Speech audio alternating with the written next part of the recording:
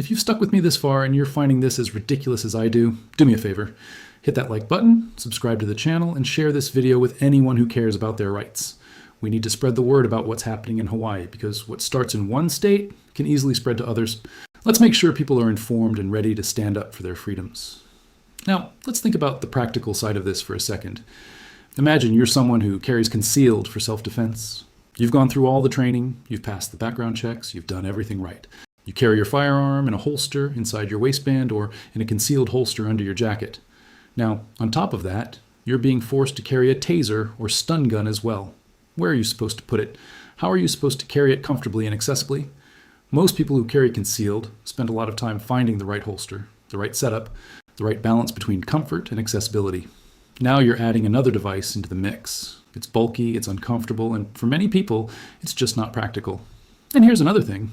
In a real self-defense situation, every second counts. If you're being attacked, you don't have time to think about which device to pull out. You need to react quickly and decisively. If you're forced to carry both a firearm and a taser, that adds confusion and hesitation into a situation where you need clarity and speed. What if you reach for the wrong device? What if the taser doesn't work? What if the attacker is too far away for a taser to be effective? Tasers have a limited range, usually around 15 to 20 feet. If someone is charging at you from a distance, or if there are multiple attackers, a taser might not be the right tool for the job. But this bill doesn't care about those real-world scenarios. It just forces everyone into the same one-size-fits-all solution. Let's also talk about the logic behind the so-called justification for this bill. The sponsors argue that carrying only a lethal firearm is dangerous because it could be used against the victim or harm innocent bystanders. But by that same logic, couldn't a taser also be taken and used against the victim? Couldn't a taser malfunction or hit the wrong person? The argument doesn't hold up. The reality is that any tool, whether it's lethal or non-lethal, comes with risks. That's why training and responsibility are so important. But instead of trusting people to make the right decisions, this bill assumes that everyone is incompetent and needs the government to micromanage their self-defense choices. Think about the message this sends. The government is essentially saying that they don't trust you to make decisions about your own safety. They don't trust you to assess a threat and respond appropriately. They don't trust you to use the tools you've been trained to use. Instead, they want to dictate every aspect of how you defend yourself. They want to tell you what to carry, where to buy it, how to train with it, and when to use it. That's not freedom. That's control. And it's a dangerous precedent to set. And let's not forget the bigger picture here. This bill is just one more example of government overreach. It's one more example of politicians who have probably never been in a life-threatening situation trying to tell law-abiding citizens how they should protect themselves. It's one more attack on the Second Amendment, dressed up in the language of public safety. The sponsors of this bill, the lawmakers who are pushing it forward, they need to be held accountable. Their names are attached to this legislation, and people need to know who is supporting it so they can make informed decisions at the ballot box. What's really scary about this is that it's not just happening in Hawaii. Gun control advocates across the country are constantly coming up with new ways to restrict and burden gun owners. They pass laws that sound reasonable on the surface, but are designed to make it harder and more expensive to exercise your rights. They use words like safety and common sense, but what they really mean is control and restriction. And if we don't pay attention, if we don't speak up, these kinds of laws can spread from one state to another. Today it's Hawaii, tomorrow it could be your state. That's why it's so important to stay informed and to get involved. This brings me to another important point. A lot of people think that just because they don't live in a state like Hawaii or California, they don't need to worry about these kinds of laws. But that's not true. Gun control is a national issue. What happens in one state can influence what happens in others. Lawmakers in other states look at what's being passed elsewhere, and they get ideas. Hey, think. If Hawaii can get away with this, maybe we can try something similar here. Anti-gun organizations share strategies and model legislation across state lines. They coordinate their efforts to push the same kinds of bills in multiple states at the same time. That's why we all need to be paying attention, no matter where we live. We all need to be vocal about defending our rights. You know, every state in America has its own personality when it comes to gun laws. Some states are more relaxed, some are stricter, and then there are those states that just leave you scratching your head wondering what on earth the lawmakers were thinking. California is often called the state with the craziest gun laws. Illinois gets labeled as the state with the most evil gun laws. But when it comes to pure, unadulterated stupidity in gun legislation, Hawaii takes the crown. And the bill I'm about to tell you about today is proof of that.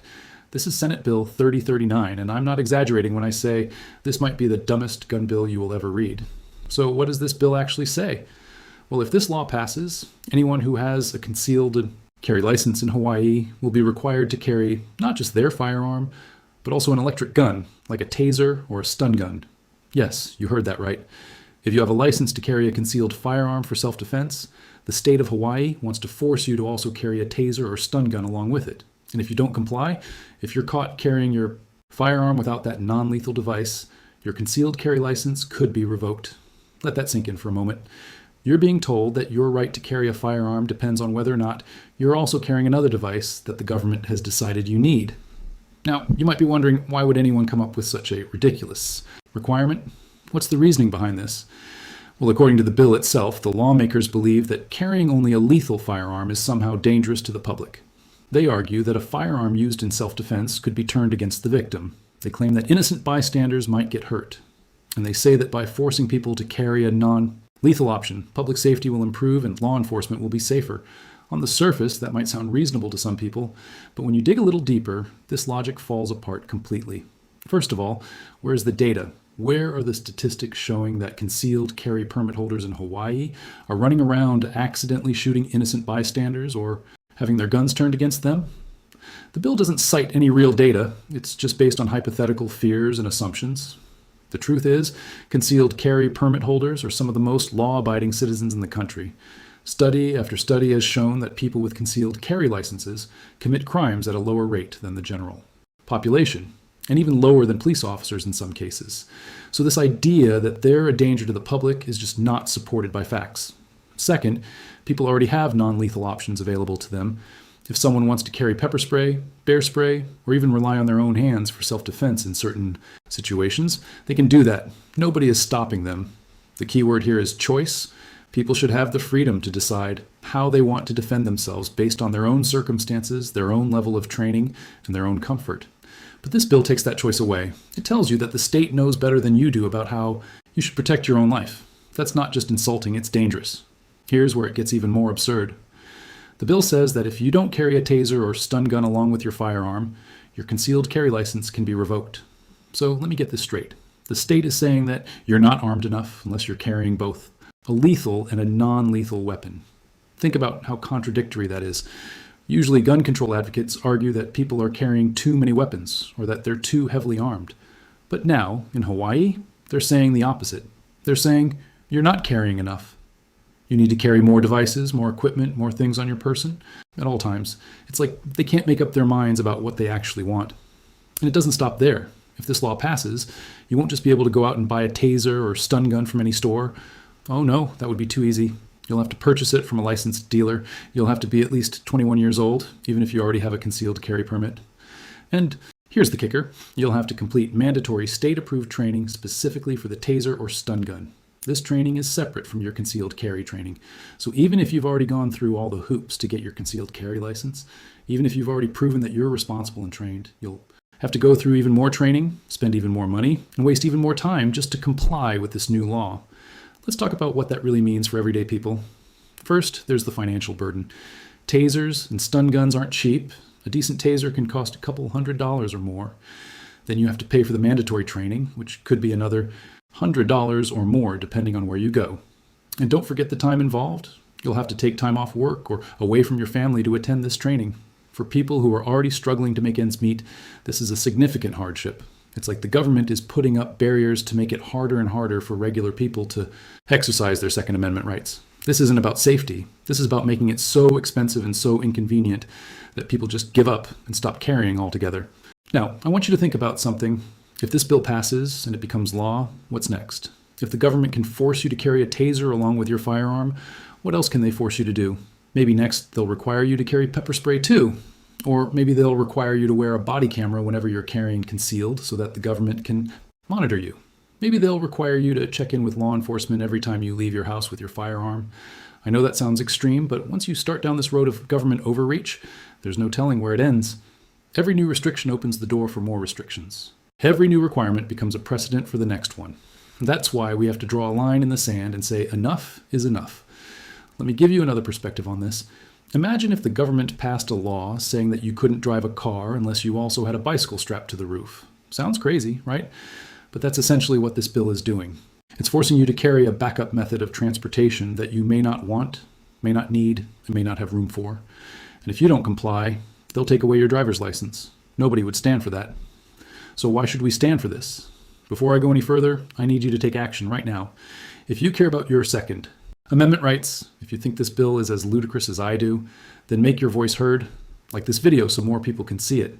Subscribe to the channel so you stay updated on what's happening with gun laws across the country. And most importantly, share this with your friends, your family, and anyone else who needs to know about this. The only way we fight back against bad legislation is by spreading awareness and getting people involved. So here's the bottom line. Senate Bill 3039 in Hawaii is a perfect example of dumb gun legislation.